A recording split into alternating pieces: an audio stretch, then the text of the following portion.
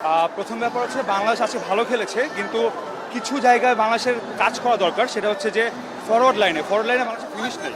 হ্যাঁ, এবং আমি এটা মানতে পারছি না যে সিঙ্গাপুর যদি আজকে ভালো খেলে জিততো তাহলে আমরা শান্তি পেতাম। সিঙ্গাপুর কিন্তু আমাদের ভালো খেলে না, সব দিক থেকে আজকে আমরা এগিয়েছিলাম। জাস্ট ওটা একটা হাইট অ্যাডভান্টেজ কাজে লেগে আসতে জিতেছি। ইনশাল্লাহ আমরা ট্রাই করবো।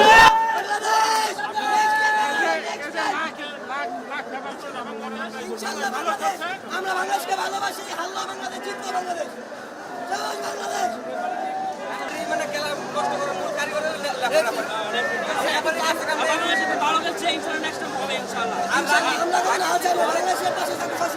রাকিব অনেক বল মিস করছে। আমরা চাইছিলাম রাকিবকে আরো আগে নামানো দরকার ছিল।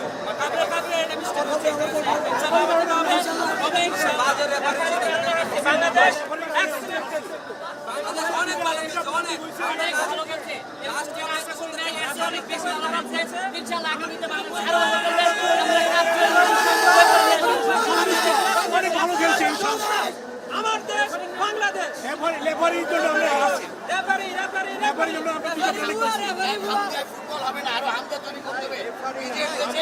নিজের দেশে হামজা তৈরি করতে হবে। ফ্রম দ্য বিগিনিং শুরু করতে তাহলে কিন্তু বাংলাদেশ খুব ভালো খেলছে, এটার কোনো ওই নেই। হামজা একটা কিছু করতে পারবে না। অনেক ভালো খেলছে, অনেক ভালো খেলছে, সন্তুষ্ট, অনেক ভালো খেলছে, অনেক ভালো খেলছে, সন্তুষ্ট। ভাই বাংলাদেশ খুবই ভালো খেলছিল, বাট শেষ পর্যন্ত রেজাল্ট হতাশাজনক। ভাই রেফারির পারফরম্যান্স ভাই আমাদের বিপক্ষে পুরো হারলেও বাংলাদেশ, জিতলেও বাংলাদেশ খুব ভালো খেলেছে। তবে আমাদের ফিনিশিং এর দুর্বলতা ছিল, নয়তো আমরা 4-5 উইকেট দিতে পারতাম। ইনশাআল্লাহ বাংলাদেশ দুর্দান্ত। আমার লাইফে দেখার মধ্যে এত সুন্দর ম্যাচ বাংলাদেশ কখনো খেলে নেই। শুধুমাত্র রেফারির জন্য বাংলাদেশ হারছে। খুবই বাজে রেফারি হচ্ছে। আমাদের মানে যে ইয়াগুলো দেওয়া ছিল, আমাদের কোনো ফাউল দেওয়া না, বিপরীত দলে টাচ লাগে, খালি ফাউল দেয়। হারলেও বাংলাদেশ, জিতলেও বাংলাদেশ। আর অপরাধ খুবই সমালোচনা করে রেফারি এসব দেখে দেখে নাই। ভালো খেলছে। রেফারি একটু বাজে আছে, সবকিছু মিলে তো রেফারি একটু বাজে আছে। কোনো দুঃখ নাই, বাংলাদেশ ভালো খেলাইছে। আমাদের লাখ অনেক ভালো খেলছে বাংলাদেশ, অনেক ভালো খেলছে। ভালো আছে, জিতলো আছে।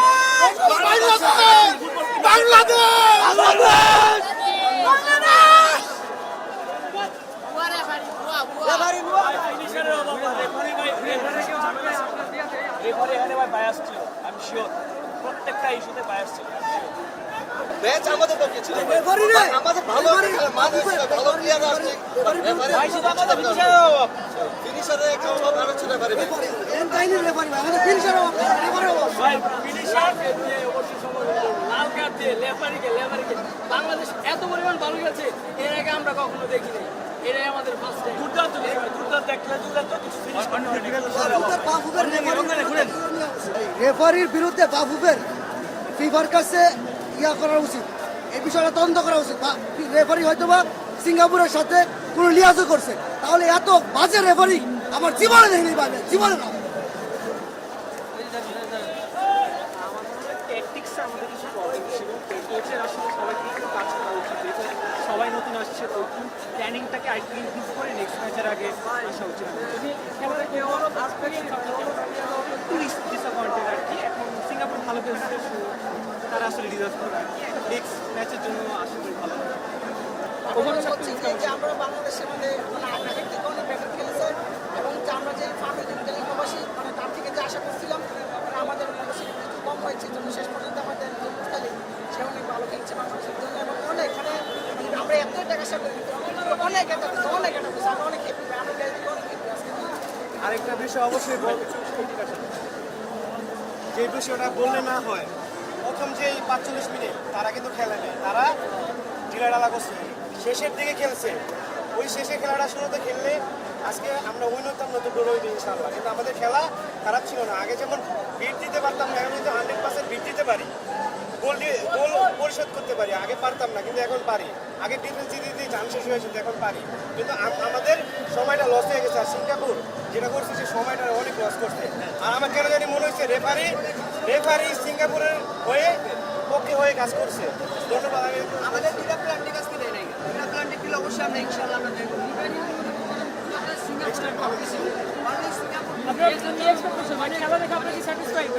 খেলা দেখে আমরা আসলে অনেক স্যাটিসফাইড। আমরা আমাদের প্লেয়ার যারা বাইরে থেকে আসছেন তাদের বেশিরভাগেরই ফার্স্ট টাইম একসাথে খেলা ছিল।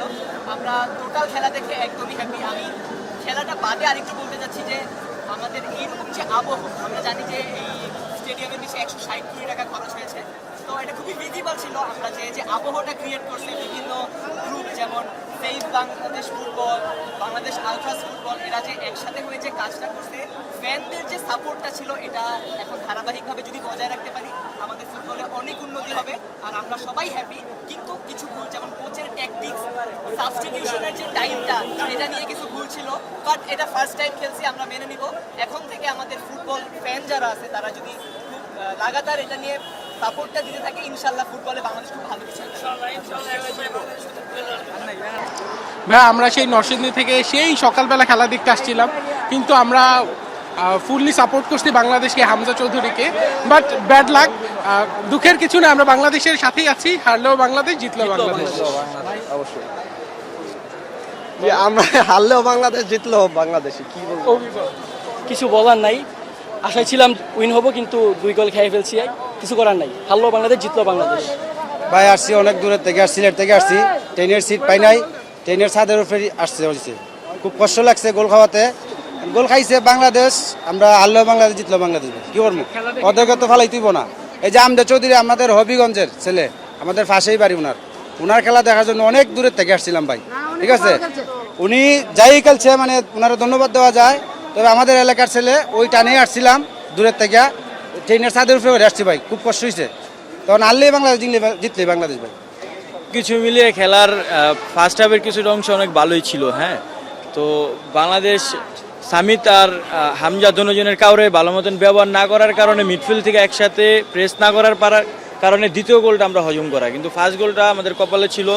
হ্যাঁ, দুঃখজনকভাবে একটা গোল হয়ে গেছে, এটার জন্য আমাদের কোনো কষ্ট নাই। কিন্তু দ্বিতীয় গোলটা সামিত যেভাবে বলতাছিল যে তোমরা প্রেস করো বা চাপ দাও, মিডফিল্ড থেকে আসো, কিন্তু ওরা কেউ এরকমভাবে আসতে পারতাছিল না। আর ফাহমিদুর একটা ক্রস ছিল অনেক সুন্দর। আপনার রাইট উইং যে লাস্টে যে রাইট উইংটা নামানো হলো, যে শাহরিয়ার কোমল, ওনাকে না নামে ওনার বদলে হামজাকে আমাদের মিডফিল্ডে দরকার ছিল সামিত বা ইয়ের সাথে খেলানোর জন্য। ঠিক আছে, এইটা আমরা এটার জন্য খেলা আয়োজন বাফুফে সব কিছুই বলবো যে ঠিক অনেকটাই গুছায়া করছে, কিন্তু আমরা যে মানে গেটে ঢোকার সময় অনেকটা আমাদের কষ্ট হয়ে গেছে, বা অনেকে উল্টাপাল্টাভাবে যা সিটের কোনো একটা, এটার জন্য ভিতরে ভলান্টিয়ার দরকার ছিল, যে ভলান্টিয়াররা আমাদেরকে টিকিট হাতে নিয়ে ভালো করে বুঝায় আর কি বসায় দিবে প্রত্যেকটা জায়গায়। আর কিন্তু আপনি আফটার অল মারামারি করে অনেক লোক ঢুকে গেছে, যেখানে আমার ওয়াইফ বা আমাদের বোনগুলা আনসেফ করছে, মনে করছে নিজেদেরকে। আর এই যে ফুটবলটা এত জোয়ার আসছে আমাদের, আমার মনে হয় ম্যানেজমেন্টের জোয়ারটা ঠিক করা উচিত এখন। আর আমারও একটা দাবি, এই কোচের বর্তমানে কোচের সাথে আমার মনে হয় বেটার কোনো কোচ আনা এখন একটা যৌক্তিক সময় মনে হয়। পরিবর্তন করা এই কোচরে আমরা চাই না, কারণ হচ্ছে এই কোর্সের সাথে বর্তমান প্লেয়াররা যেভাবে করতেছে, মানে বন্ডিংটা ওইভাবে নাই। আমরা যদি একটু প্রিভিয়াস কিছু মাস আগে যাই, যেমন ফাহমিদুলের কথাই বলি, ফাহমিদুলকে কিন্তু আমরা ব্যাক করতে চাইছি, মেবি একটা গোল হয়ে গেছে, মেবি মন বলতেছে, জোয়ার শুনে মন বলতেছে গোল হয়ে গেছে। আমরা বেশ কিছু মাস আগেই আমরা যদি যাই, সেখানে আমরা ফাহমিদুলকে ব্যাক করার জন্য আমরা বাপুবের সামনে দাঁড়িয়েছিলাম। এই ফাহমিদুলই কিন্তু এখন ভালো খেলতেছে, এই হামজা চৌধুরী ভালো খেলতেছে, কিন্তু এদের সাথে মানিয়ে নেওয়ার মতো বা কোচের যে আন্ডারস্ট্যান্ডিং, এটা মনে হয় আমাদের মনে হচ্ছে যে না, এখনো যায়নি। তো আমরা বাপুকে বলবো যে অতি দ্রুত ভালো একটা কোচ আনতে। Thank you.